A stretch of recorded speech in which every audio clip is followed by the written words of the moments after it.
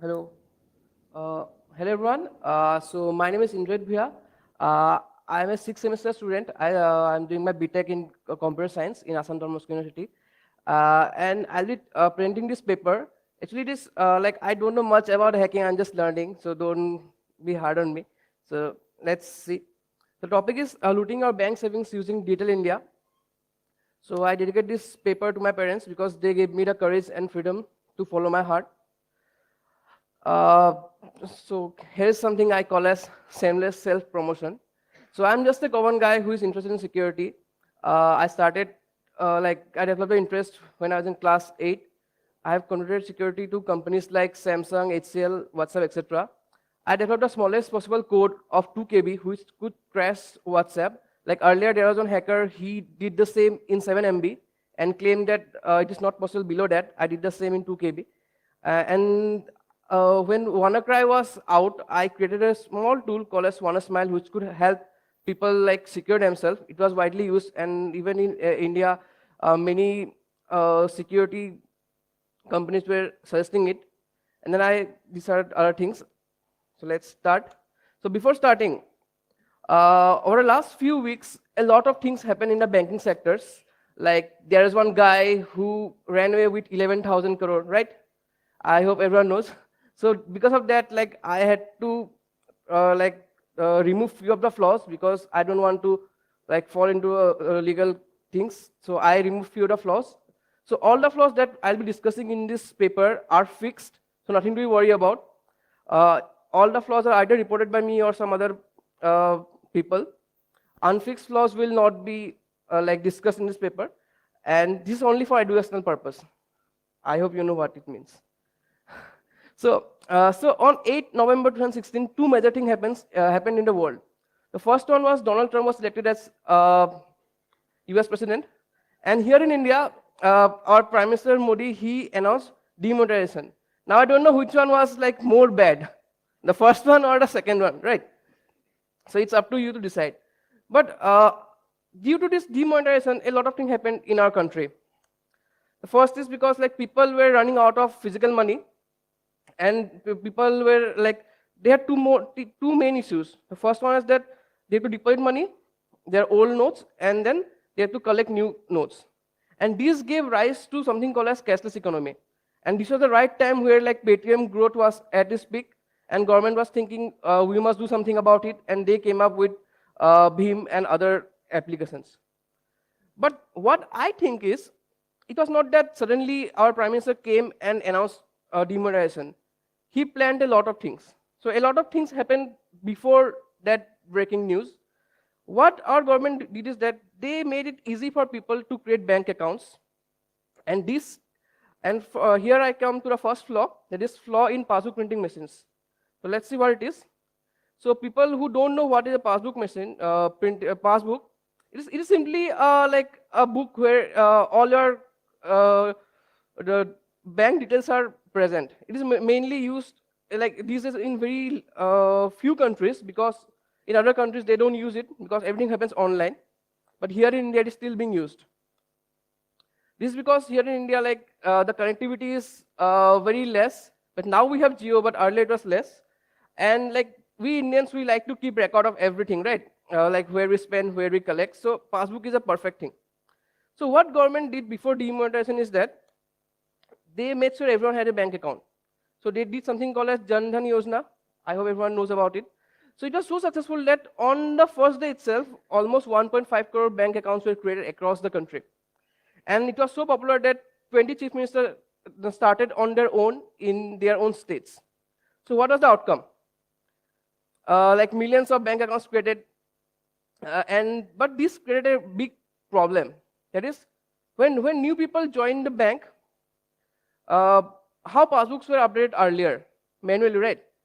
So this was the condition.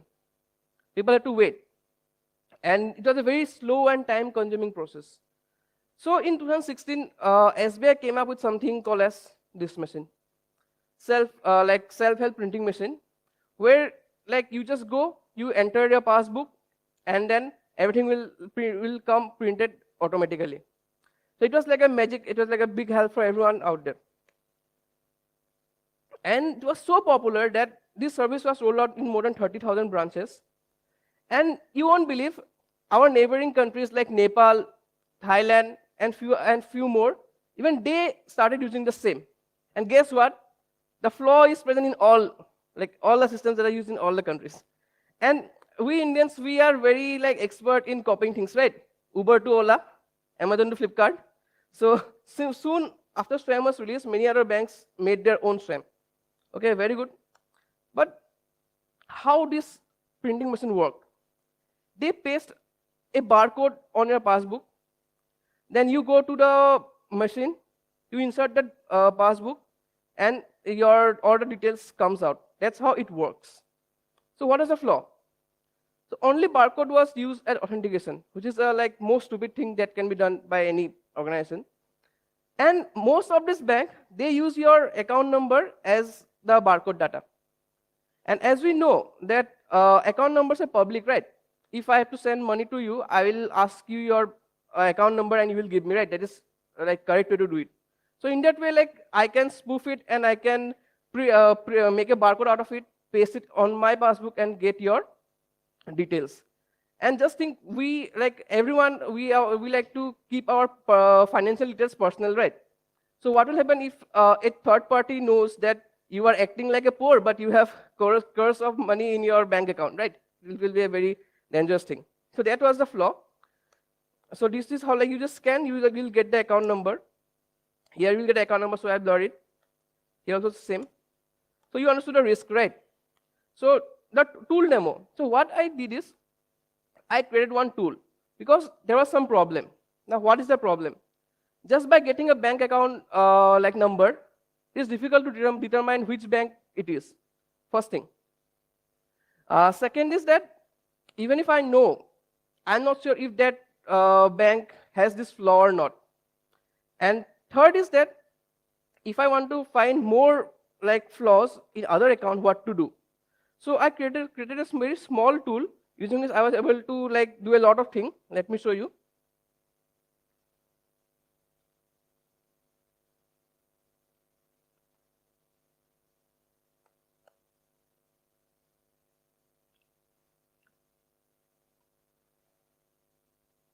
Okay, so here's the tool. Okay, so as you can see here, here I can do three main things. I can check if based on an account number, if that account I can see the details or not. Second is I can generate random account number from a specific bank. And third is I can generate a barcode. I'm just showing you a small demo that how it can be used. You can just give me a minute.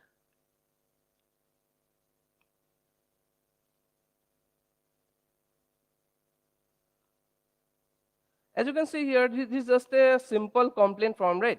This guy, he said he has some problem and he gave his bank account number, right?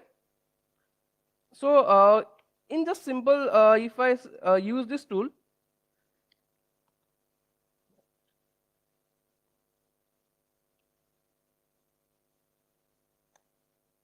you see he used a UCO Bank, and it is true that the flaw is there. And then I can just create a barcode out of it. Generate barcode. I go here.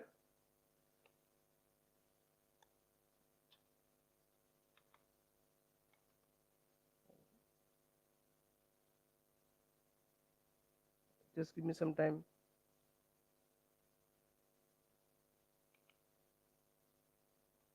We'll get back to it afterwards. Okay, so let's come to the second flaw. And second flaw is very interesting. I was able to take out anyone's money. First one was that I was only able to see money, right? But even if you have 10 crores, if I only see, it's not the use, right? The second flaw, I was able to take out the money, and it is very interesting how I was able to do it. So before going to second flaw, so what is the solution for the first flaw?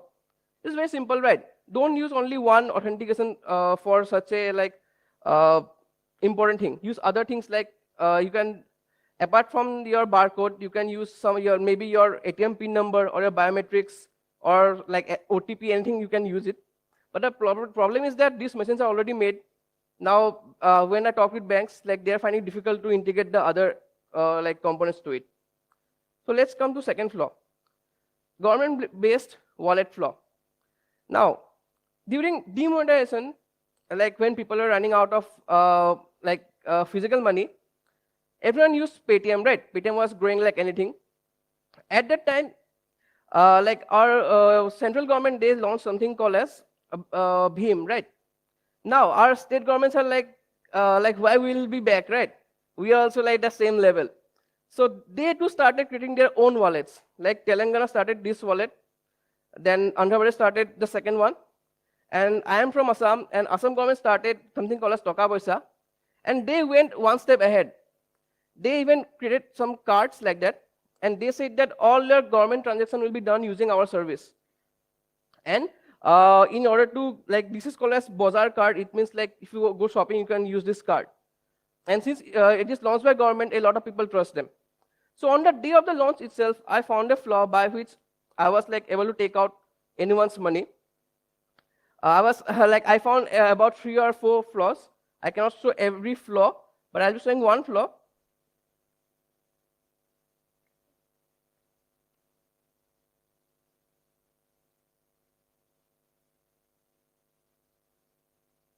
Let me make it fast.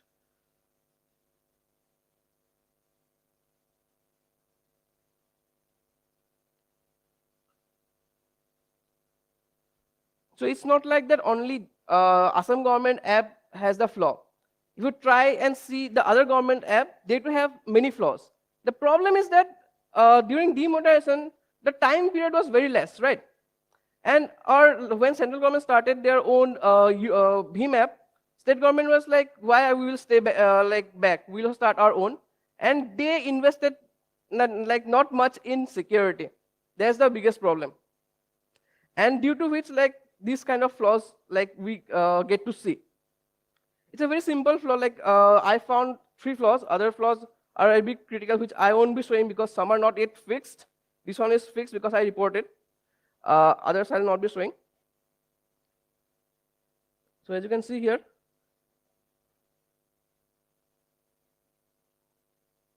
it's a simple bypass. So I was able to bypass and I was able to get into anyone's account.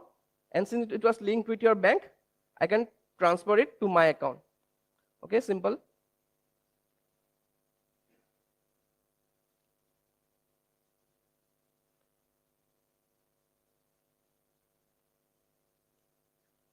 Okay, third flaw is the Bhim flaw. Okay, even our central government, when they started Bhim, like now Bhim is very secured, I agree, but initially when they started, they had a lot of flaws. Like if you just Google it, you will find like there are almost 8 to 10 flaws. So I'll be just covering 2 interesting flaws, which like I think is interesting. First one is that when it was launched the very first day, users were able to send money to themselves. So what is the risk, you might ask, right? If I create a tool which sends 1 rupee to my account only, if I run it in a loop, I can take down the entire system, right? It will be like a lot of traffic in their system. The system will crash. So that was the flaw. It was like on the very first day it was found and like just reported and it got fixed. Now the flaw is not there, but like you just think of the risk. And now let's see the second flaw. It is a privacy flaw. Second flaw. So the thing is like in Truecaller, it is not effective. Like most of the time we can change names, right? Like we change our friend's name. But in Bhim, whenever we send money, when we enter a phone number, they show us the name, right? But the problem here is that even if we enter random numbers, if that number is registered, it will show us the correct name. And I'll be showing you in the later part how we can use this thing, like the name, to like to attack the user in some other way. So this was the second flaw that was like found in Bhim. There are many more flaws that are used in Bhim and UPI. In fact, like you might think this is a small flaw, but there is a very simple flaw found in UPI used by Bank of Maharashtra. And using this flaw, you won't believe 25 crore rupees were taken out using that simple flaw.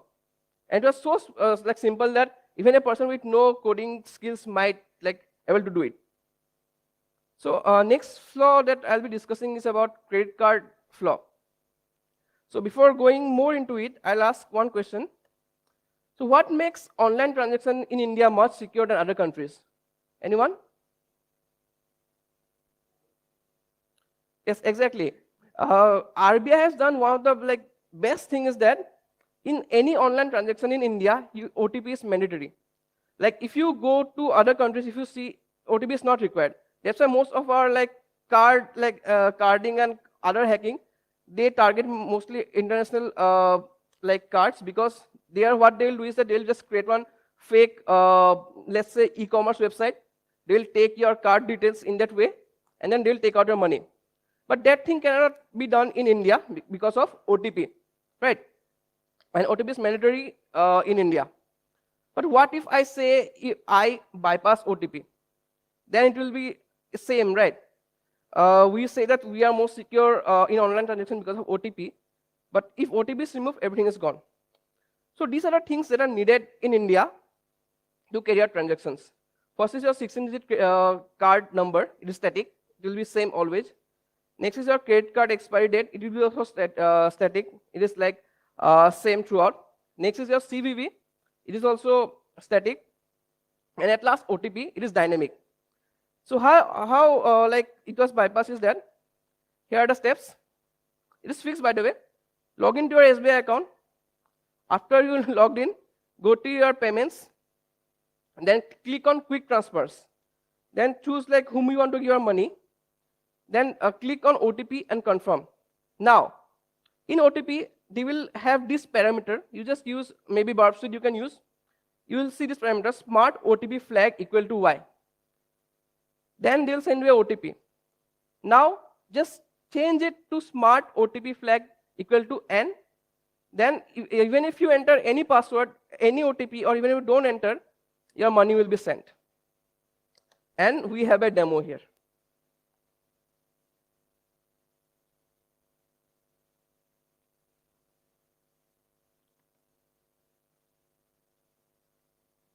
Let me make it fast.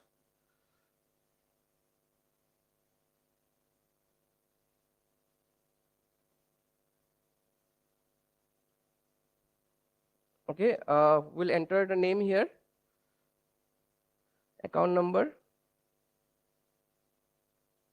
amount. Now, as you can see here, I click on online OTP. Online OTP, when you click on online OTP, they send the OTP to your SBI app. Confirm.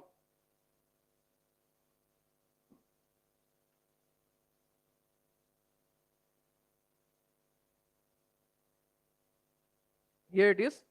Change it. Go. You see, it is as simple as that.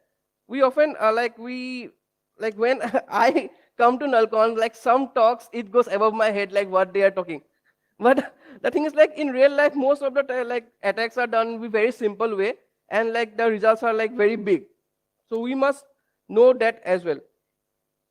So here, if you see, check the account, it's gone. And it's not like it's only in SBI. In other banks too, you can bypass OTP in similar ways. So just think about it. Once this OTP protection is gone, how vulnerable your online transactions are. Because these days we all use online transaction a lot. Wait.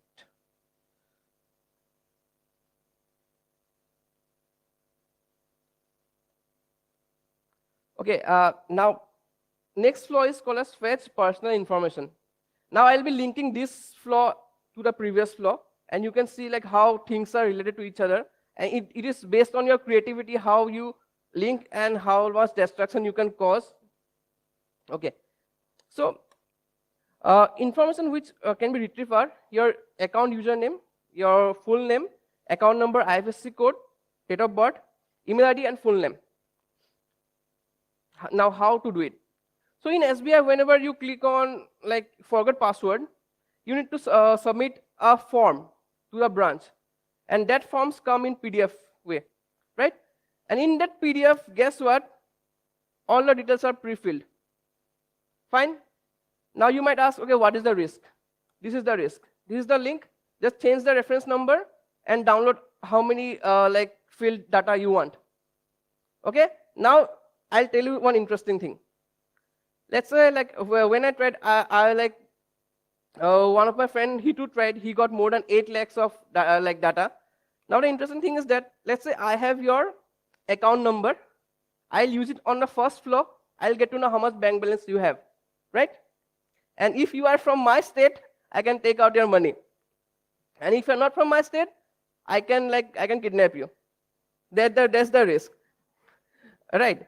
And the thing is that that's the like current scenario of security that we have right now. Okay, at last I'll go to Aadhaar-based eKYC flow. Like if you are active on Twitter, you might know like these days there are few 2-3 hackers who are finding a lot of flaws in Aadhaar, right? So like those are very big flaws. So this is a very small flaw that I'll be discussing, but the impact is very big. So these days KYC is done using like Aadhaar details. Like if you use this app called as ZepPay, it is mainly for like cryptocurrency transactions. So you just enter your Aadhaar number or you just enter your name, date of birth and other details, then it will match, and like KYC is done in just few seconds. So how they do it? So using this loophole, anybody can like use Aadhaar demographic authentication like by sending through NSDL servers. The thing is that I'll be talking more about it. In Aadhaar, the way they have designed it is that whenever you like send an API request, they will know like who is sending, and it is mostly divided into 2 categories, which I'll be discussing. So first is what is Aadhaar API. So UIDAI, they provide different APIs using which you can perform either KYC, eKYC, or e-signature, etc. Now it is divided into 2 parts. You need to understand this. First one is called as AUA, Authentication User Agencies. These are the people like who have access to this like Aadhaar information so that they can do the KYC thing. In India, only as of now 304 like agencies have this information, like big players like BSNL and others companies. And it is not like you can just go and register yourself. It's very difficult. The Aadhaar, they do a very like deep like you need to fill up a lot of forms and all formalities to become the first category. And second is sub authentication user agencies. This is very easy. Now, how it works is that, let's say let me explain here. Let's say BSNL have AUA access, fine. Now let's say I have a startup and like I want to do eKYC because everyone is doing that and it is cool. So what I'll do is I'll apply for a sub AUA. Then sub AUA will have access from BSNL. Now understand this. This is my startup, and this is a sub AUA, and this is AUA. Now whenever I send the API request, first it will go to this. He will know which startup has sent, and he will send to this, and he will know which SOA have sent it, and he will send the request to Aadhaar. So Aadhaar will know that okay, this guy have sent it. He will know this guy. He will know this guy. So so that you cannot tamper anything. You cannot do any wrong thing. Now what if we can bypass it and we can find details and the blame goes to someone else? See, this is how the API thing works. You enter your Aadhaar details, Aadhaar number, then you enter your date of birth, name, gender, address. They will give you either yes or no. Now, this is the flaw. I use this website used by PAN card department, and here you can see the star you can see here. Here you just put any person's like Aadhaar number and name, date of birth, and their gender. And if everything is correct, you will get a pass. If it is wrong, then you will get a fail. And Aadhaar will think that a PAN card department is doing this. And if you just create a tool, you can you can get details of a lot of people, and like all details are 100% correct. And we all know if we get 100% correct details like date of birth and other things, we can do a lot of things. Now, this brings to an important topic. From this flow, I get to know your name, date of birth, everything. From the previous flow, I got your bank account number and your email ID. From first flow, I got to know how much balance you have. Now, with these details, if I mail you saying that I am from a bank, this much is your money, this is this. So, there's a very less chance that someone will not trust. And it's a perfect way of doing a social engineering. This is the flow. As you can see here, I'm not sure if it is visible or not. First, I have entered the correct details. I got a pass. Then I have changed the date of birth. I got a fail. Next, I have changed everything. Correct information, I got pass. This was the flow. And it all depends on you, how you connect the dots and how you can like expand more. So that's all from my side. You can connect me here. I'm on Facebook, Twitter, and this is my website, hackaadict.com. So thank you all. And also, at last, I would like to thank my friend Rishikesh Burman and Sai Krishna for their help and support. And also Nalcon for like helping me come to this stage. Thank you.